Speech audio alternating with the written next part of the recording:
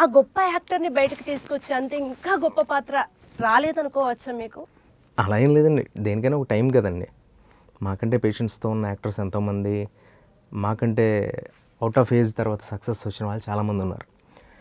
Industry అంటేనే ఏదో తెరిచిపెట్టిన పుస్తకం ఏం కాదు కదా ఇక్కడ. టైం దేనికైనా ఇట్స్ టేక్ టైమ్స్. రవి గారు, నేను ఎండ్ ఆఫ్ ది ఇంటర్వ్యూ ఒక క్వశ్చన్ అడగాలనుకున్నాను కానీ నేను ముందే అడుగుతాను. మీలోని యాక్టర్ కన్నా మీలోని రైటర్కి నేను అభిమానిని. అయ్యో! చాలా మంది ఒకదాని కోసం వచ్చి ఇంకో దాంట్లో సెటిల్ అవుతుంటారు. ఈ ఫీల్డ్లో రకరకాల 24 క్రాఫ్ట్స్ ఉంటాయిగా. ఓకే. మీరు ఎప్పుడూ రైటర్గా ప్రయత్నం చేయలేదా అసలు ఈ ఫీల్డ్లో? అలానేం కాదండి. అంటే బేసికలీ నన్ను నేను యాక్టర్‌గా నేను 100 మార్కుల్లో అంటే 90% నేను యాక్టర్‌గా నాకు నేను మార్క్స్ వేసుకుంటా. ఫస్ట్ నా కాన్ఫిడెన్స్ అదే. నన్ను నమ్మింది అదే, పబ్లిక్కే కాదు. రైటర్స్, క్రియేటర్స్, టెక్నికల్‌గా అన్ని రకాలుగా నన్ను అందరూ నమ్మింది ఇండస్ట్రీలో అదే కదా.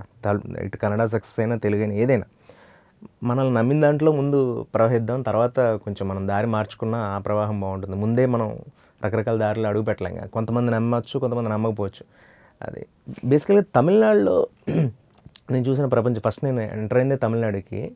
అక్కడ ఒక 1 ఇయర్ స్ట్రగుల్ అవన్నీ చూసుకుని వచ్చినప్పుడు అక్కడ ప్రపంచం చూసినప్పుడు నాకు ఒక మనిషి యాక్టర్గా అంటే వడపల్లిలో నేను క్లాసెస్ చెప్పేటప్పుడు నాజర్ గారు లాంటి వ్యక్తి, అంత గొప్ప గొప్ప వ్యక్తులు ఉన్న ప్రసాద్ ల్యాబ్లో నేను క్లాసెస్కి అటెండ్ అయినప్పుడు ఒక వ్యక్తి నేను ఏదైతే యాక్టింగ్ చేస్తున్నా అతను చూస్తానో, ఈవినింగ్ నేను బయట ఇడ్లీ బండి దగ్గర రోడ్డు మీద ఆగి టిఫిన్ చేస్తుంటే అతను ఒక వైలిన్ పట్టుకెళ్ళడం చూస్తాను నేను.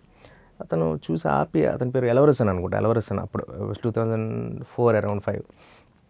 ఏంటి వైలిన్ ఏంటిది ఏంటంటే వైలినిస్ట్ తన ఎలా నువ్వు యాక్టర్ కదా ఇది చేస్తాను. ఓకే, నాకు వచ్చు, నాకు దాని మీద ఇంట్రెస్ట్. ఓకే, అయిపోయిన నెక్స్ట్ డే అతను సింగరు.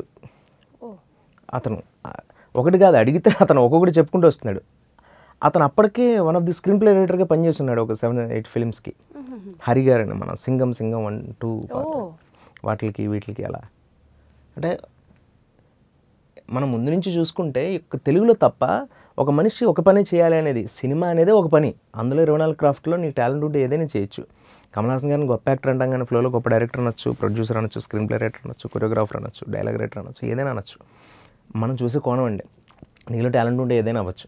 కాబట్టి తెలుగులో ఏంటంటే ఇతను ఆర్టిస్ట్ కదా ఏంటి ఎక్కువ చేస్తున్నాడు ఏంటి అనేది ఇక్కడ చెత్త అంతా మన దగ్గర ఉంటుంది ఎక్కువ.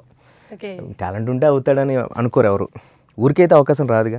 లియో ఎంటర్టైన్మెంట్ ఈ ఛానల్ని ప్లీజ్ సబ్స్క్రైబ్ చేయండి, షేర్ చేయండి, లైక్ చేయండి. Please subscribe to Leo entertainment. Please subscribe to Leo Entertainment YouTube channel. Subscribe Leo Entertainment channel. Leo entertainment. Please subscribe this channel. Please subscribe to Leo Entertainment. ఇలాంటి interesting videos కోసం తప్పకుండా మా ఛానల్ని subscribe చేయండి.